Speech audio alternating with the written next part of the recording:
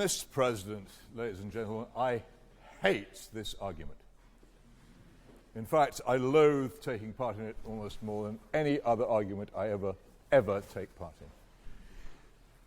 For why? Because I have to come up here and defend the religion of love, brotherhood, peace, justice, and turning the other cheek rather than kicking the other guy in the crotch. And I have to listen.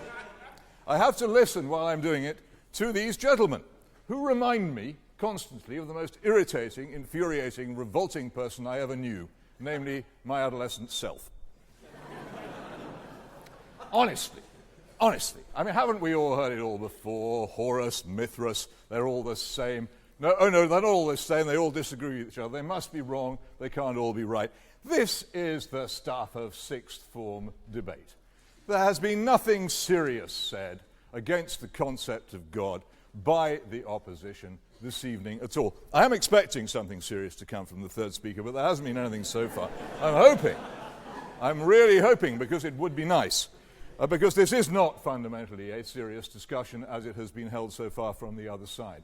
And it's not serious for a very simple reason. It's not arguing about what we ought to be arguing about. I'm going to have a little bit of poetry here for those of you who appreciate that sort of thing. It's from the 38th chapter of the book of Job. God speaks from the whirlwind, and he asks, "Who is this that darkeneth counsel by words without knowledge? Gird up now thy loins like a man, for I will demand of thee, and answer thou me. Where wast thou when I laid the foundations of the earth? Declare, if thou hast understanding. Who hath laid the measures thereof, if thou knowest? Or who hath stretched the line upon it? Whereupon are the foundations thereof fastened? Or who laid the cornerstone thereof?" The answer, ladies and gentlemen, from the opposition is they haven't a clue. Nor have I. Nor has anybody in this room. We haven't the faintest idea. Nothing that any of us could say here tonight could convince anybody that they knew that God existed. What we are discussing here is a matter of opinion. And a matter of opinion, Mr. President, is a matter of choice. And the real question before us is why we choose what we choose. And this is the most fascinating part of the argument, addressed by the most intelligent and interesting atheist, I think, now living, Thomas Nagel, who asks repeatedly, why is it that I and my fellow atheists so much want there not to be a God? Why is it, ladies and gentlemen, they so much want there not to be a God? Why would you want there not to be a God? Why would you want to live in a purposeless chaos in which none of your actions had any significance, in which there was no hope of justice, in which the lives of all those whom you loved ended abruptly at death and had no further significance? Why would you want, desire, actively wish to live in a universe as disgusting as that? You'd have to have a very good reason. And I think these gentlemen do have a very good reason, and it's what they never, ever wish to discuss. They don't want justice. They do want the dead to be dead. They do want the universe to be purposeless.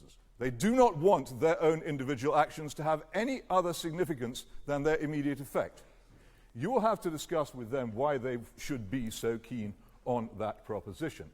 But from our side of the argument, what we say is that if we desire justice for ourselves, we also desire it for other people. And likewise, if we desire it for other people, we require it for ourselves and we bring it upon ourselves. And on the basis of that, we construct, with some difficulty, with a certain amount of historical knowledge, in the case of some of us with an enormous amount of scientific knowledge of the universe, we construct a belief which helps us to discover, insofar as it is possible, what it is we ought to do and how it is we ought to live, in the belief that there is justice, that there is hope, that death is not the end, that our actions have a significance beyond what we immediately do.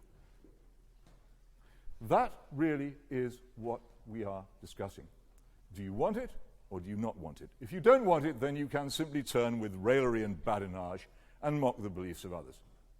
I don't care to do that. I think atheists have a serious point of view. I understand why they seem so anxious to press it upon you. And I know, thanks to the general destruction and retreat of institutional Christianity in our society, that many, many people growing up feel under a great deal of conformist pressure because it is very fashionable to follow atheism at the moment. And I also know that a number of people who are in the end servants of power are quite anxious to dispel from our society the enormous force of restraint upon power which Christian belief provides.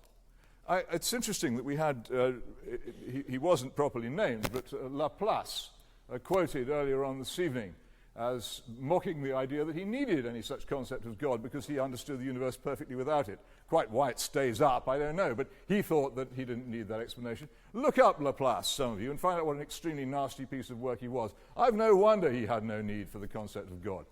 People like that don't, because God in our society stands very much against. And this is why I, after many, many years of not believing in God, came round to the view that I would choose to do so and act as if there is a God. God is the principal opposition in our society to lawless, ruthless power. To the bully, to the autocrat, to the despot, to the criminal, to the person who treats his neighbours like dirt. Fundamentally, once we have dispensed with that concept in our society, we are left with nothing. Now, the atheists don't wish to discuss this because they know exactly what I'm saying. They're very well aware of the implications of what I'm saying for society in general. They know perfectly well that if everybody didn't believe in God, the comfortable lives they live in extremely agreeable suburbs, where they can trust people not to cheat them and rob them and mug them and rape them, would come to an end. They want to keep the secret to themselves. They want to have all the joys, not just now, all the joys and all the advantages provided by Christianity, but not pay the dues. No, not just now, because I'm just finishing. I normally do, but this evening I've decided not to. I've decided just to give them a Christian kicking. And that is why, when you challenge the atheist side on this very point, they run from it, refusing to discuss it. That is why nobody ever answers Thomas Nagel's question, why is it that they so much want there not to be a God? Well, I'll tell you exactly why. It's for precisely the same reasons as I very much want there to be one. Vote for the motion, please.